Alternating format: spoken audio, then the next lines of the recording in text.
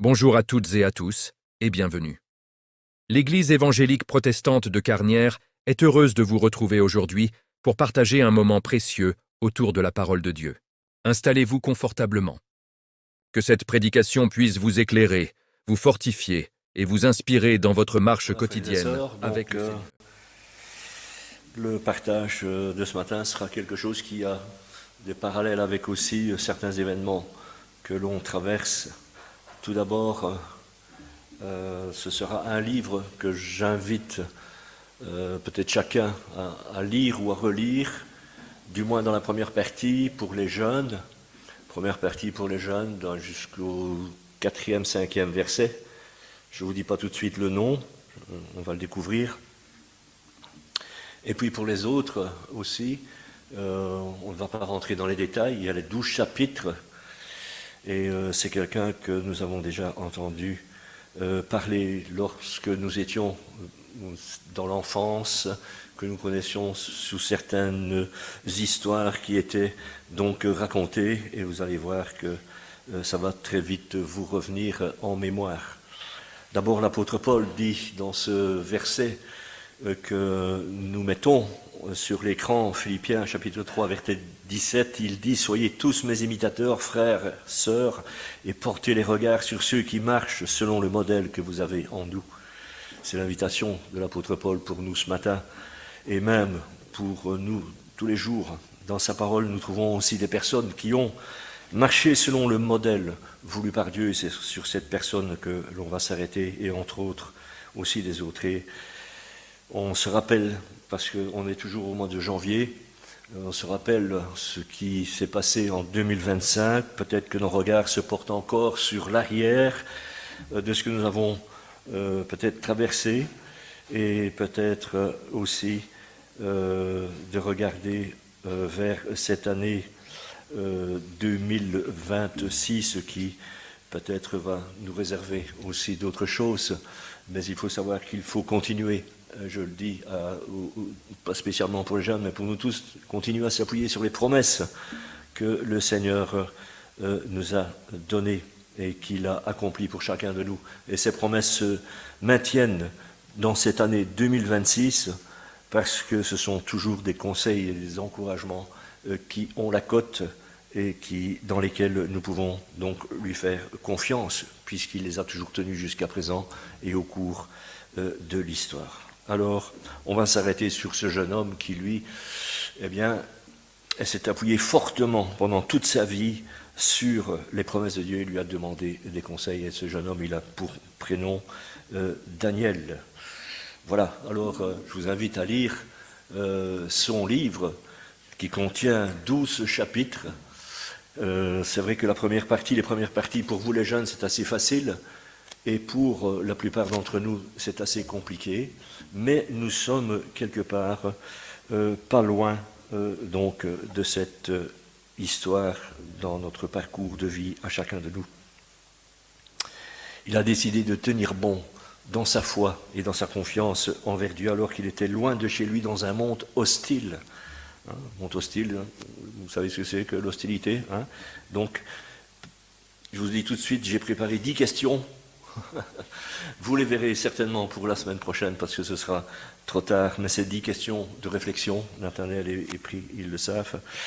Donc, mais avant d'aller plus loin, dans cette histoire de Daniel, on va aussi se rappeler une promesse que Jésus a dit à ses disciples, et cette promesse, on peut la prendre pour nous aussi. Celui qui me suit ne marchera pas dans les ténèbres, et Daniel était dans un contexte de vie ténébreuse, mais Jésus dira: il aura la lumière de la vie, celui qui marchera donc avec lui et qui le suivra. Pour la petite histoire, on va dire pourquoi s'arrêter sur Daniel. Eh bien parce qu'il avait 16 ans quand il a été déporté. Et si vous vous souvenez, je vais essayer d'aller très vite, si vous vous souvenez, lorsque les Russes, l'Empire russe, a franchi les frontières ukrainiennes, la première chose qu'ils ont faite, c'est d'emporter avec eux des jeunes gens, des jeunes filles, des gens capables, qui avaient des capacités pour pouvoir servir dans leur pays et aussi fonctionner dans leur administration et les utiliser. Lorsque Daniel a été emporté par cet empire babylonien, parce qu'il est aussi question d'empire, et aujourd'hui on est dans des empires, nous sommes dans des empires, eh bien le mot d'ordre qui avait été donné par Nebuchadnezzar, qui était le roi de l'époque, un roi qui était cruel, qui avait le pouvoir de vie et de mort sur n'importe qui, il décidait aujourd'hui et demain il contrariait les autres. Je ne parle pas du président américain pour l'instant. Il avait le pouvoir de vie et de mort, et c'est comme ça que Daniel, avec sa famille, faisant partie d'une famille noble, étant des gens avec un certain QI intellectuel, des capacités aussi physiques, beaux, et des moyens, ont été donc déplacés et embarqués dans cet empire babylonien, donc près de Babylone, et pour ceux qui travaillent encore la géographie, dans les plus jeunes, où se trouve Babylone aujourd'hui, on en parle, en Irak, tout près de l'Iran. Hein, vous voyez, on est juste dans cette partie de l'Asie et on y reviendra encore tout à l'heure. Nebuchadnezzar, il a régné pendant 43 ans. Et lorsque Daniel a été pris en captivité, il avait 16 ans. On fera un petit calcul tout à l'heure. Et il était dans une succession de meurtres. Nebuchadnezzar est mort 562 ans avant Jésus-Christ, donc c'est pas tellement loin pour nous. Son fils s'appelait Évil-Mérodach, je vous relis ces textes-là. Il régna pendant 2 ans et fut assassiné par le gendre de Nebuchadnezzar. Donc vous voyez un peu le contexte dans lequel Daniel a été emporté, sa famille et aussi ses amis qui ont été pris donc en captivité et déportés donc en Irak. Il n'a pas été déporté seul. Quand on pense et qu'on entend le nom de Daniel, pour les plus grands, pour les plus âgés d'entre nous, on pense à prophétie, on pense aux prophètes. Et c'est vrai que déjà Daniel, lorsqu'il est introduit dans cet empire babylonien, il est déjà en fonction. Et on lui demande déjà des fonctions et d'intervenir dans l'administration de ce pouvoir avec Nebuchadnezzar. Et il s'entretient déjà avec cet homme qui mène donc une vie, je vais dire, très difficile et une vie assez cruelle. Babylone fait partie d'un empire. Pour que je trace un peu, pour qu'on se rappelle l'histoire. Daniel, à un certain moment, a dû expliquer à ce roi Nebuchadnezzar le rêve qu'il a eu. Et Nebuchadnezzar était donc quelqu'un de puissant. Mais malgré toute sa puissance et la grandeur de son empire, il avait un détail dans sa vie qui l'empêchait de vivre. C'était le sommeil. Il ne trouvait plus le sommeil à cause de ce rêve. Ça le perturbait d'avoir eu en songe devant lui cette statue et que Daniel, avec l'aide de Dieu bien sûr, a dû déchiffrer et lui expliquer ce qui allait se passer. Il a appris que son empire allait disparaître. Et ça l'a fortement embêté. Au fil du temps, il a même fait construire une statue pour qu'on ne l'oublie pas. Vous savez, les grands hommes célèbres, quand on se promène un peu partout, ici en Belgique ou en Europe, on voit qu'il y a des monuments, qu'il y a des statues. Eh bien, ces gens ont laissé leur marque pour pas qu'on les oublie. Et c'était déjà comme cela à ce moment-là. L'empire de Babylone allait être détrôné par l'empire médo-perse. Et après l'empire médo-perse, si vous voyez encore ça dans les écoles, je ne sais pas à quel niveau vous êtes, ou bien si on parle encore de cette histoire, il y a eu l'empire grec. Et après l'empire grec, il y a eu l'empire romain. Et l'Europe actuelle, eh bien, ce sont les restes de l'empire romain.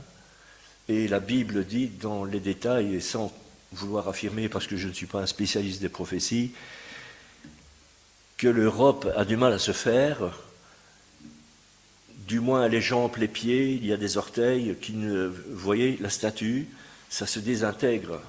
Il y a des alliances qui se font avec les forts et des alliances qui se détruisent. Et elle ne parvient pas à s'entendre. Voilà, ça c'est pour la parenthèse. Ça va les jeunes, vous suivez? Les empires. Ouais.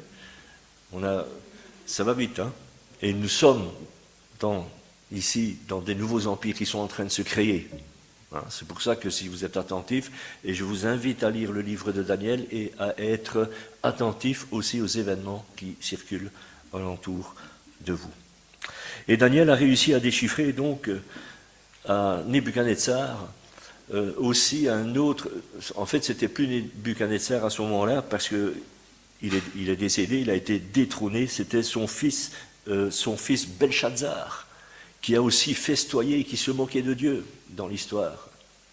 Et pour montrer qu'il était infaillible et qu'il n'avait pas peur de l'armée perse, parce qu'il était toujours dans son empire, l'empire babylonien était toujours là, qu'il n'avait pas peur des Mèdes et des Perses qui arrivaient, ils se sont rassemblés dans une grande salle où il y avait 1000 personnes, et il a vu apparaître sur le mur une main qui a commencé à tracer un texte sur le mur qui voulait dire un message. Et il semblerait que ça aurait été difficile de le déchiffrer pour Daniel parce que ça a été écrit en araméen avec des caractères difficiles à comprendre. Mais ces 3 mots, je vous l'ai dit, que vous retrouverez dans la lecture, ces mots qui ont été écrits sont sur le mur, je l'ai dit en français, c'était compter, peser et diviser. Donc ça concernait le royaume et l'empire dans lequel ils étaient. Cela venait de Dieu lui-même qui envoyait ainsi un message à Belshazzar parce qu'il n'avait pas honoré et respecté Dieu, ainsi que Nebuchadnezzar auparavant. C'est pour ça que je vous invite, je répéterai souvent, à lire les 4-5 premiers chapitres pour vous, les jeunes. Et pour ceux qui veulent aller plus loin, pour les adultes, vous pouvez tout lire. Il s'était moqué de Dieu, avait mis Dieu au défi. Voilà donc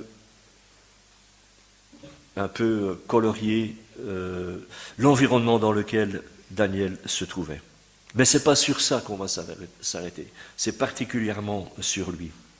Daniel a apporté beaucoup de conseils au roi Nebuchadnezzar. Il était apprécié de lui, mais ça ne voulait pas dire que c'était son grand ami.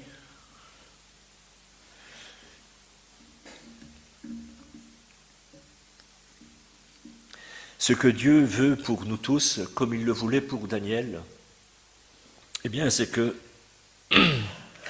on vive aujourd'hui notre présent avec un regard sur l'avenir, mais pas l'avenir comme les gens du monde essayent de nous le montrer, mais de regarder, justement en lisant sa parole, ce que Dieu nous propose dans l'avenir spirituel. Il y a des événements terrestres et il y a des événements célestes. Et ça s'appelle, en d'autres mots, le futur. Et Daniel, quelque part, c'est ce qu'il était en train de faire et de faire découvrir à Nebuchadnezzar ce qui allait lui arriver. Il lui prédisait quelque part l'avenir, la perte de son empire.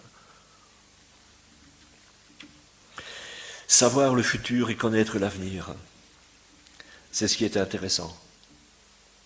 Qui aimerait savoir ce qui va se passer dans cette année 2026? Qui aimerait savoir ce qui va se passer la semaine prochaine ou dans quelques mois? Ce sont des points qui intéressent tout le monde. Tout le monde est intéressé par cela. Ce sera intéressant, par exemple, de le savoir pour des commerçants qui pourraient gérer leur stock. Ce sera intéressant peut-être pour nous qui avons des voitures encore thermiques, de savoir que l'essence va baisser et de pouvoir ainsi peut-être attendre et faire le plein de nos réservoirs. Ou pour ceux qui se chauffent au mazout, peut-être de remplir leurs citernes, si on pouvait savoir.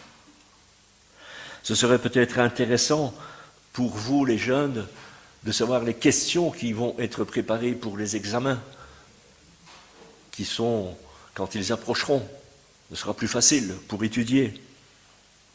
On pourrait anticiper, on pourrait gérer. Mais il y a un autre but dans ce que la vie de Daniel veut nous dire. C'est d'apprendre à bien gérer notre présent. Et c'est pour ça que je répète, n'oubliez pas de lire ce livre et une partie de sa vie. Bien gérer son présent. Et de ne pas s'arrêter peut-être à l'avance déjà sur les soucis ou les préoccupations qui peuvent arriver, les déceptions qui peuvent aussi surgir.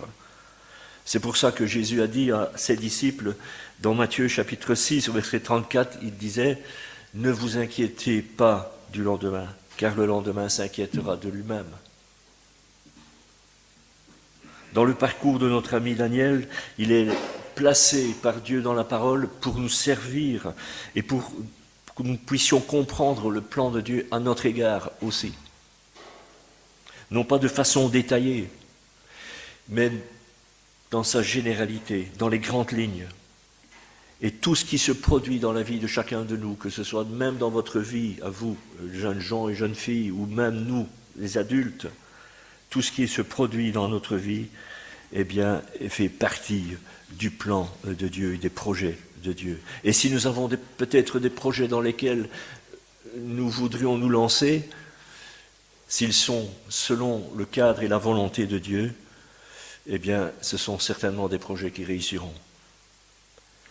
Ça veut dire que c'est aussi intéressant dans notre vie de rester attentif aux événements contemporains à venir.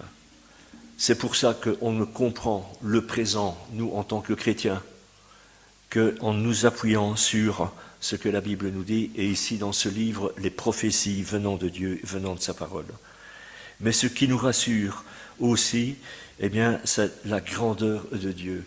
Lorsque l'on voit comment Daniel a dû faire confiance dans cette atmosphère dans laquelle il était, comment il a dû faire confiance à Dieu et comment il a résisté à toutes les choses qu'il a dû rencontrer et qu'il a pu rencontrer.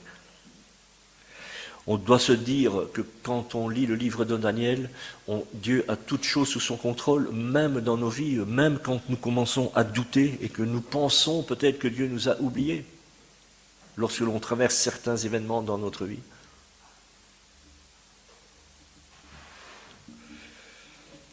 Si on a ces écrits du livre de Daniel devant nous, c'est pour nous rappeler que Dieu n'a pas oublié Daniel et ses amis, parce qu'ils lui sont restés confiants et fidèles. D'où, encore une fois, l'intérêt de lire et de relire ce livre.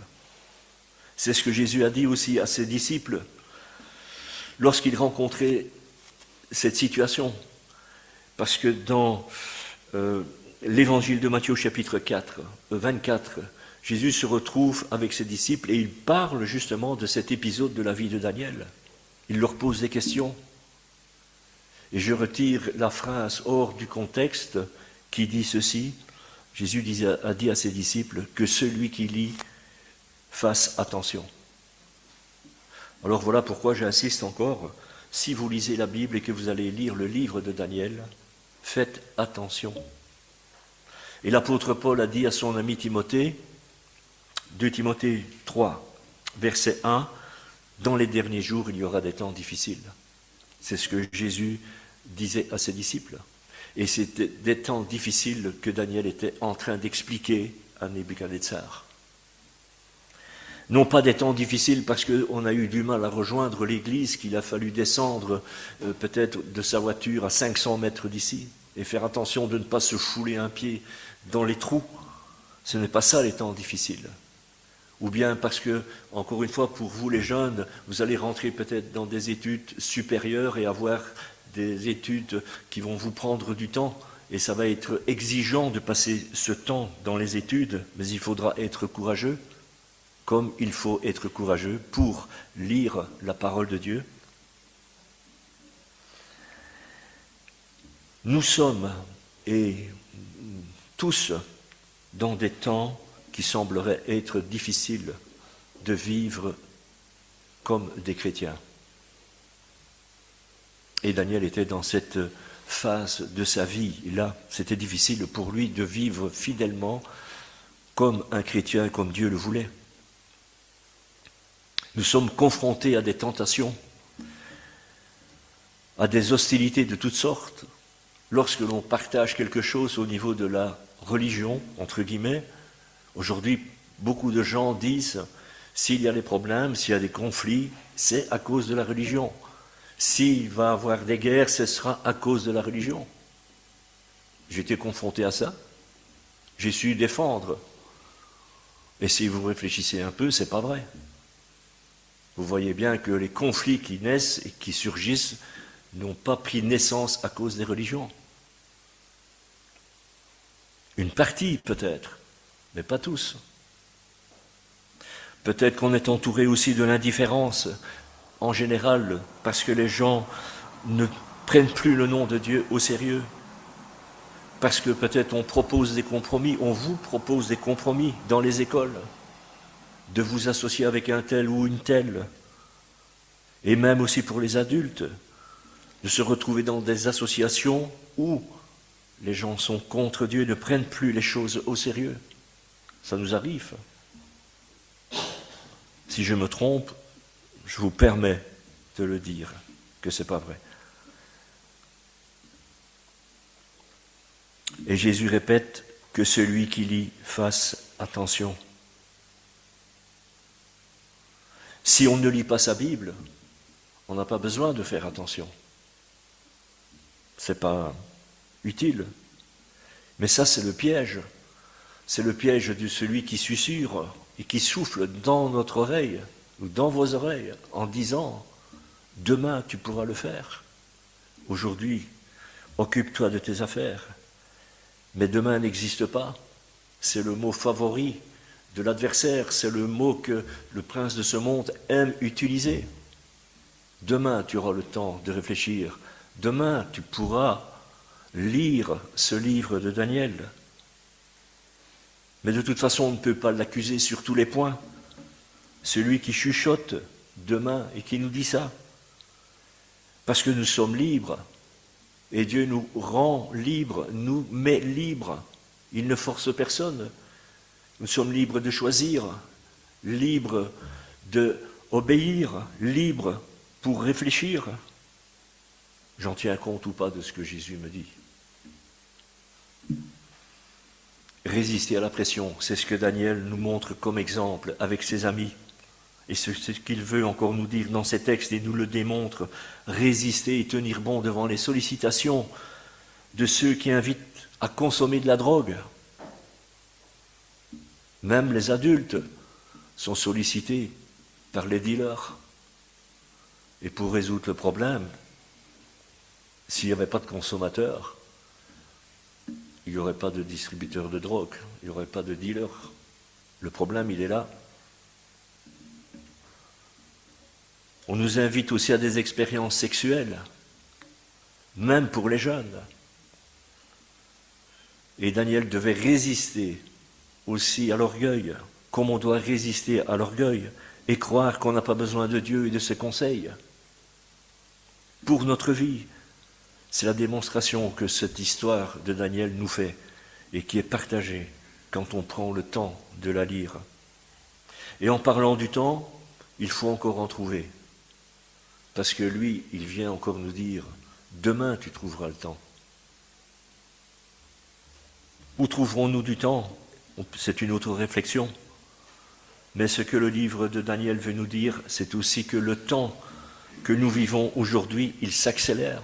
Quand il parle un peu plus loin, dans les chapitres 10, 12 et presque vers la fin, les semaines se sont écoulées dans les prophéties, la statue est démembrée, la tête n'existe plus, le haut du corps n'existe plus, les jambes ont été broyées,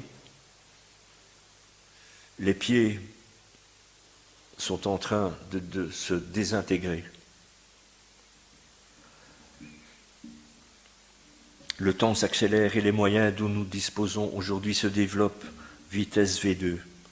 On est dans la génération TikTok, WhatsApp, Facebook, Meta, IA, intelligence artificielle, ChatGPT, les médias, tout ce que vous pouvez rajouter, tout ce que vous voulez qu'on sorte encore, qui anime le peuple, qui l'alimente aussi. Bien sûr qu'il y a des personnes qui diront qu'on est sur la bonne voie, que tout va bien, il n'y a pas de problème, que tout s'améliore. Le progrès a encore de beaux jours devant lui. On parle de la voiture électrique, de la voiture qui va se conduire sans conducteur bientôt. L'intelligence artificielle, peut-être qu'un jour il y aura quelqu'un d'autre à notre place, un robot qui va distribuer les symboles. Tout s'améliore. Il n'y a pas de souci. C'est ce que disaient les gens aussi du temps de Noé. On pourra arrêter les guerres, disent les autres.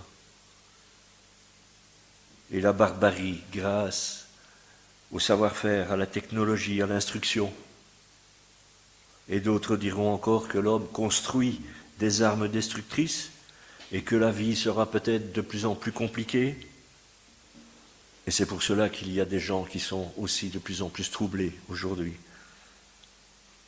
Les décisions que les grands de ce monde prennent déstabilisent les peuples.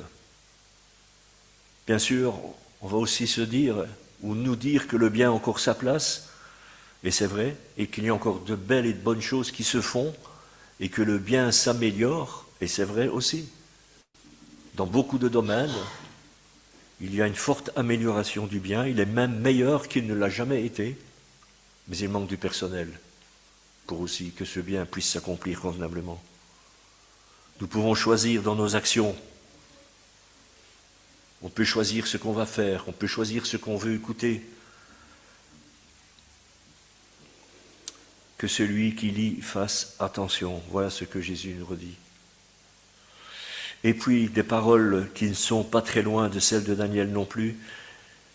Malheur à ceux qui appellent le mal bien et le bien mal. Malheur à ceux qui sont sages à leurs yeux et qui se croient intelligents. C'est tout le contraire et l'attitude, le comportement de Daniel que l'on a. Confronté dans sa jeune vie à devoir choisir. Parce qu'il a dû choisir. Devoir réfléchir et reconnaître la providence de Dieu, la main de Dieu dans sa vie, dans son contexte de vie très difficile, loin de chez lui, je vous le rappelle. Il n'a pas toujours eu 16 ans. Je vous ai dit, Nebuchadnezzar est mort et régné pendant 43 ans. Et Daniel a atteint l'âge de 80 ans. On s'imagine ? Devoir réfléchir, se souvenir qu'à un certain moment, lorsqu'il était près de Nebuchadnezzar, avec les défis qu'il a lancés, il a vu la main de Dieu se mettre sur cet homme qui a blasphémé contre Dieu et qui s'est retrouvé pendant 7 ans, lui, Nebuchadnezzar, le roi tout-puissant, a erré comme un animal. Si vous lisez la Bible et que vous relirez ces textes, c'est presque comme un film de fiction. C'est le chapitre 4, verset 34. Et après avoir vécu pendant 7 ans comme un animal, il reconnaît la puissance de Dieu, Nebuchadnezzar. Et voilà ce qu'il dit. Moi, Nebuchadnezzar, je loue, j'exalte et je glorifie le roi des cieux, dont toutes les œuvres sont vraies et les voies justes, et qui peut abaisser ceux qui marchent avec orgueil. Parce que c'était l'intervention de Dieu, et Dieu s'est servi du témoignage de Daniel. C'est la grâce de Dieu qui apparaît là. Et bien sûr, après Nebuchadnezzar, il a encore oublié. Il est retombé encore dans sa puissance, dans cette famille qu'il ne fallait pas trop bousculer, parce qu'on se retrouvait la gorge tranchée. Mettre Dieu dans sa vie, tenir compte de lui, que ce soit jeune, que nous soyons jeunes, que nous soyons plus jeunes, moins jeunes, que nous soyons d'un certain âge, eh bien il faut la mettre, cette vie de Dieu, il faut mettre Dieu dans notre vie jusqu'au bout et de persévérer, comme Daniel l'a fait. C'est pour ça que je vous parle de Daniel aujourd'hui. Il faut persévérer jusqu'au bout. C'est ce que le Seigneur demande, et ça doit être une priorité. Même quand on est dans le doute, même quand on pense qu'on est oublié, que les circonstances sont difficiles, ou bien peuvent devenir difficiles, ou pourront devenir difficiles, persévérer même dans les meilleurs moments de l'enfance, de la jeunesse, de l'insouciance, persévérer même quand les jours sont bons, qu'il y a des bons moments, qu'il y a des moments de réjouissance et de bonheur. Rappelons-nous de l'exemple qu'il apporte et qu'il donne et de ses choix qu'il a faits. Relisez les chapitres du livre de Daniel. Nous avons des choix à faire, comme lui. 1. Être dans la main de Dieu, de façon volontaire ou involontaire. Pourquoi involontaire? Parce que si nous sommes chrétiens et que nous accomplissons des œuvres, sans peut-être nous en rendre compte que nous faisons le bien, nous sommes dans la volonté de Dieu, avec les récompenses qui vont avec. On peut faire aussi ce qu'on veut, à notre façon, à notre sauce, comme disait un frère italien, lors de la semaine ici de prière à Saint-Pierre. Les Italiens, ils aiment bien faire des sauces, des bonnes sauces. Ça veut dire qu'on vit comme on a envie. Je fais ce que je veux, mais alors je vais rater les récompenses. On se rappelle, Dieu contrôle tout, il est vivant. Même si certains diront que Dieu est mort, comme un philosophe l'a dit au XIXe siècle. Je ne sais pas si vous vous souvenez de ce philosophe, les jeunes. Nietzsche, peut-être je prononce mal, mais c'est au XIXe siècle, il a dit Dieu est mort, il n'existe pas. Il contrôle tout. Il laisse seulement les hommes qui s'opposent à lui vivre. Il laisse seulement les hommes qui le défient continuer à vivre, accomplir leur choix. Mais en même temps, il construit son plan parfait pour chacun de nous, et même pour ceux qui le défient. Selon son calendrier, selon son temps à lui. On a été au festival Hope, comme on a appelé ça, il y a quelques temps, l'année passée, au mois de octobre. C'est juste? Septembre. Voilà, merci. Et on s'est rendu compte qu'il y avait beaucoup de personnes qui étaient présentes et qu'on avait dû aller avec des amis qui ne connaissaient pas le livre de Daniel. Et ce qu'on doit se dire par rapport à ça et se rendre compte quand on réfléchit, c'est qu'il y a encore des milliards de vies dans le monde qui sont en jeu.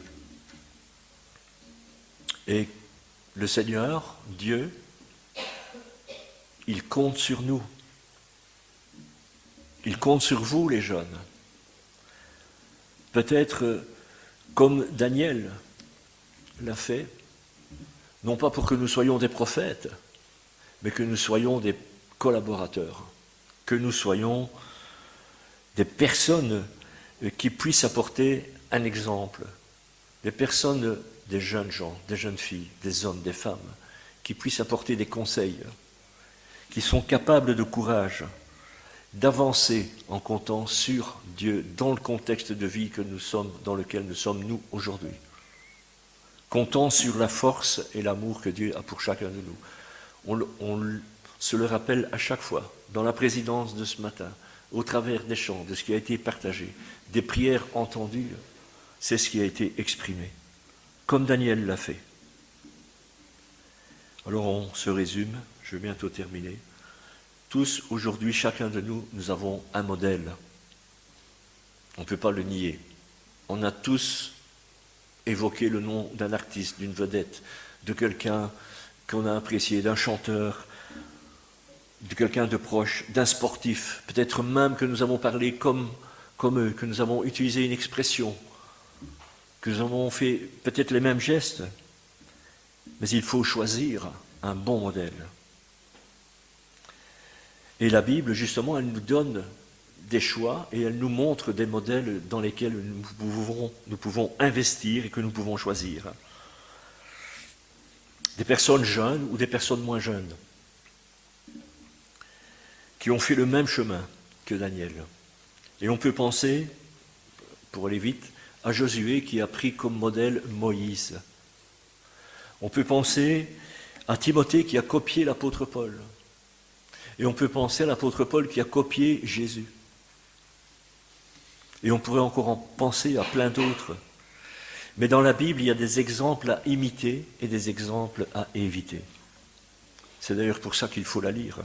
Et c'est intéressant de la lire. Et Daniel fait partie justement de ceux-là, parce qu'il est conseillé d'imiter ce que cet homme-là a fait, ce que ce jeune homme-là a fait. Ici, je dis cet homme-là parce que, voilà, les années ont passé, comme je vous l'ai dit. C'est un homme de conviction, Daniel. Il a décidé de ne pas se laisser souiller par la nourriture du roi.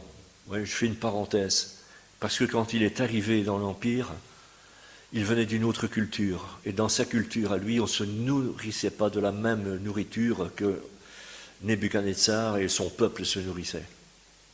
Et il y a eu un défi, et Daniel a résisté à ce défi, et ils ont gagné le défi. C'est pour ça, je ne vous donne pas tous les détails, parce que ça attisera et allumera la curiosité. C'est dans le chapitre 1, voilà, verset 8. Il a décidé de ne pas le faire, déterminé à obéir à Dieu. Daniel était un homme sans compromis. Alors, qu'est-ce que c'est que la compromission? Qu'est-ce que c'est que d'être sans compromis? Eh bien, vous avez l'intelligence artificielle sur votre téléphone. Regardez ce que ça veut dire. Sans compromis. Ça veut dire qu'on se fait respecter dans son entourage. Avant que l'intelligence artificielle n'arrive, ou les smart, je me souviens encore, ça a été une découverte à ce moment-là, je voyais les transporteurs sortir les téléphones portables et on demandait pour les recharger. Et voilà, tandis qu'on avait encore les fameux téléphones comme on joue dans certains, la bonne planque par exemple, hein, vous voyez, le gros téléphone. C'était encore comme ça à l'époque. Et puis il est arrivé ces fameux outils avec lesquels on a pu faire beaucoup de choses. Ne pas faire de compromis, se faire respecter dans son entourage, ne pas aller manger à tous les râteliers, que votre oui soit oui, que votre non soit non. Je ne suis pas une balance, je ne balance pas à gauche, je ne balance pas à droite. J'ai mes convictions. Consacré à Dieu, Daniel l'était aussi. Il donnait priorité à Dieu. Dans sa vie, c'était son but. Servir le roi comme les 3 mousquetaires. D'Artagnan, Athos, Porthos, Aramis, c'était leur but. Servir le roi. Mais pour Daniel, c'était servir Dieu. On pourrait dire que Daniel, c'était d'Artagnan, avec ses amis, Sadrach, Meshach, Abednego, parce qu'en plus, ils ont dû changer leur prénom, leur nationalité. Si vous aviez été déporté du temps de Daniel, ben Miguel, il aurait dû changer de prénom. Luc, il s'appellerait plus Luc, etc. Daniel était connu pour sa foi, reconnu pour sa foi, fidèle en toutes choses. Quelqu'un sur qui on peut compter, pas de mensonge, intègre, pas de tricherie. Et puis il était en harmonie, en communion avec Dieu. Et comment était-il en communion avec Dieu? Par un outil que Dieu nous a donné à tous, à notre portée, la prière. 3 fois par jour, Daniel se tournait vers son Dieu. Ce moyen que Dieu avait donné, il était habitué à cela depuis son enfance. Daniel priait souvent. Ce qu'il faut retenir de ces 3 fois par jour, comme la Bible le dit, c'est un indice. Ça veut dire que c'était peut-être le plus souvent possible, dès que c'était possible, et certainement aussi pour des raisons qui étaient particulières aux difficultés qu'il devait traverser. Il sollicitait Dieu dans les étapes de sa vie, parce qu'on pense que c'était facile quand on la raconte comme ça, ou bien qu'on le lit sous la façon d'un conte, sous le regard d'un conte ou d'une légende. Mais ce n'est pas vrai. Il priait parce qu'il était reconnaissant envers Dieu.